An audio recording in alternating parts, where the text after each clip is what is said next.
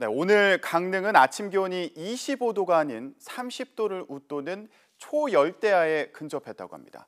찜통 더위는 계속되는데 시원한 소나기 한번 내리지 않고 있습니다. 올해 더위가 사상 최악으로 기록된 1994년과 그리고 2위였던 2016년과 비슷한 수준이 될 거란 전망도 나왔습니다. 폭염 상황 취재 기자와 분석해 보겠습니다. 과학재난팀의 정혜원 기자 연결돼 있습니다. 정혜원 기자. 네, 과학재난팀입니다. 네, 열대야라는 말을 많이 하는데 초열대야다 이 말은 좀 낯설거든요. 이 초열대야라는 거는 어떤 건가요? 네, 보통 전날 오후 6시부터 당일 오전 9시까지 최저 기온이 25도 이상이면 열대야라고 하죠. 그런데 최저 기온이 30도를 넘게 되면 초열대야라고 부릅니다. 그런데 오늘 아침 강릉 기온이 28.3도, 또 포항도 28도 정도로 초열대야에 근접했습니다. 서풍이 태백산맥을 넘으며 고온 건조해지면서 동해안 지역은 아침에도 한낮처럼 더운 상태가 유지된 겁니다.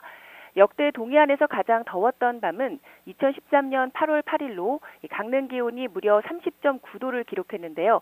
지금까지 유일한 초열대야였습니다. 최근 무더위가 계속되고 또 서풍이 겹친다면 동해안에는 역대 두 번째 초열대야가 나타날 수도 있을 것으로 보입니다. 네, 그런데 요즘 낮에 거리에 나가보면 구름도 없다 이런 생각이 들거든요. 또 시원한 소나기도 내리지 않고 있습니다. 이런 강력한 더위, 원인이 뭐라고 봐야 될까요?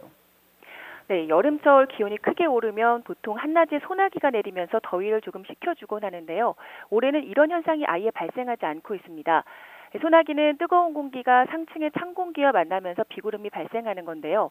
올해는 티베트 고기압에서 뜨거운 공기가 상층으로 유입이 되면서 상층과 하층 모두 온도가 높아져 소나기 구름이 생기지 않는 겁니다.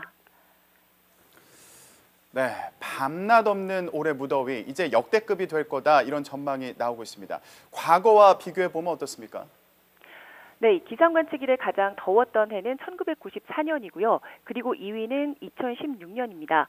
낮 기온이 33도 이상인 폭염일수를 봐도 1994년이 31.1일, 그리고 2016년은 22.4일을 기록했습니다.